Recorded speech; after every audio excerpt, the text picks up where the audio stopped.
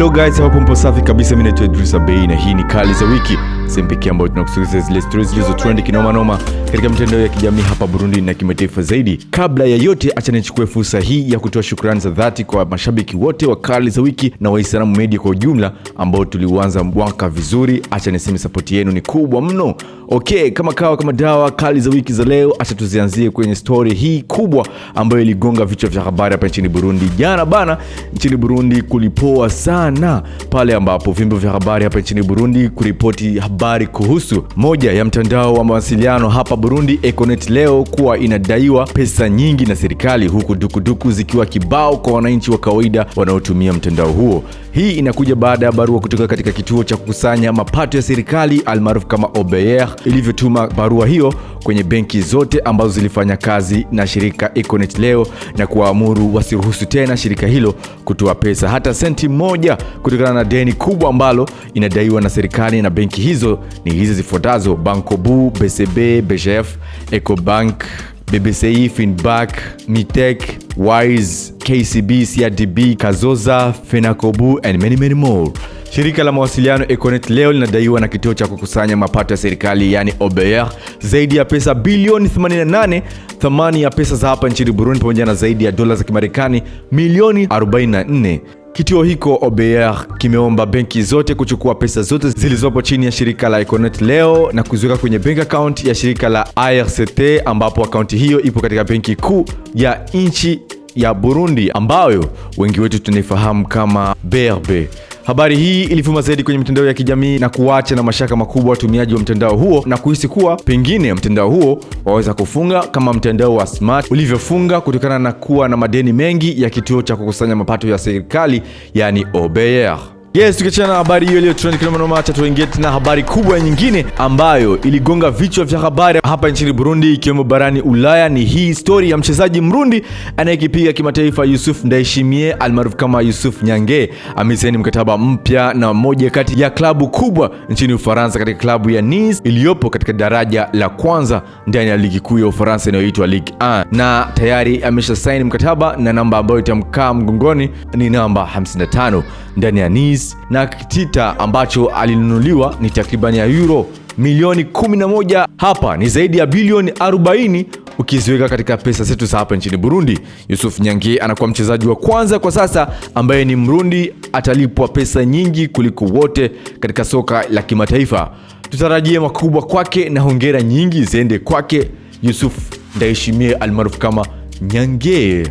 Story nyingine iliyovuma zaidi kwenye mitandao ya kijamii hapa nchini Burundi, timu ya taifa Intamba mu Rugamba yatambulisha kocha mpya ambaye atakinoa kikosi cha Intamba mu Rugamba. Anajulikana kama Etienne Ndayiragije, ndio kocha mpya wa timu ya taifa ya Burundi. Amesaini mkataba, huku kiongozi wa shirika la mpira wa miguu hapa nchini Burundi Alexandre Muyenge ndio amesimamia harakati hiyo.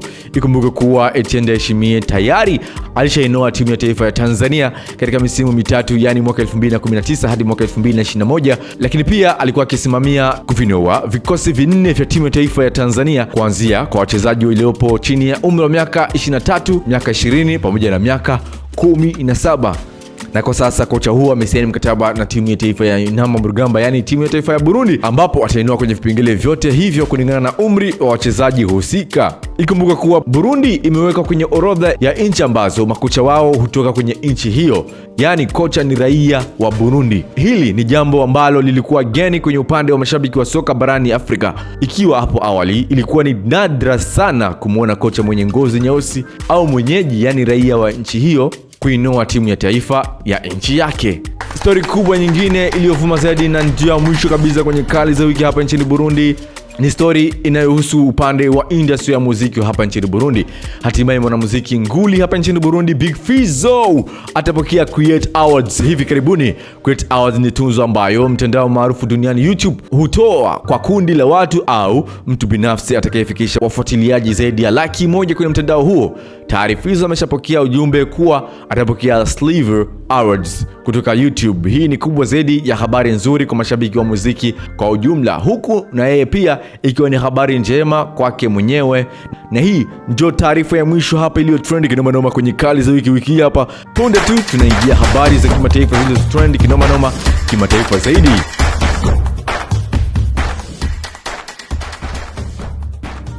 Kali za wiki kimataifa zaidi tuzianzia nchini Nigeria. Wizkid na Burna Boy kuitikisa London show viwanjani. Hii ilikuwa ni kitu cha habari kilichotrend kinoma kwenye headlines za page kubwa sana barani Afrika na dunia nzima kwa ujumla. Wasanii wawili kutoka nchini Nigeria kuvijaza viwanja viwili vikubwa katika jiji la London, Uingereza. Hapa ni Burna Boy na Wizkid, ambapo Burna Boy atakuwa msanii wa kwanza Afrika kufanya show katika uwanja wa klabu ya West Ham United, ambao uwanja huo una uwezo wa kujaza watu 80,000 katika uwanja huo unaoitwa London Stadium, Uingereza mnamo Juni 3 mwaka 2023. Uwanja huo unachukua watu 80,000 kwa matamasha tu, lakini katika mashabiki wa mpira unatakiwa kuingiza watu 66 kwa michezo ya mpira wa miguu.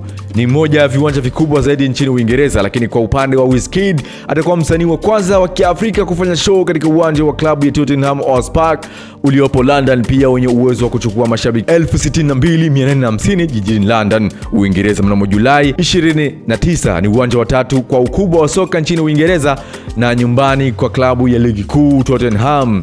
Wasanii kutoka nchini Nigeria wanaonyesha namna gani walivyo wakubwa duniani kote, hasa Wizkid na Burna Boy wakiendelea kuitikisa dunia kwa upande wa muziki wa Kiafrika.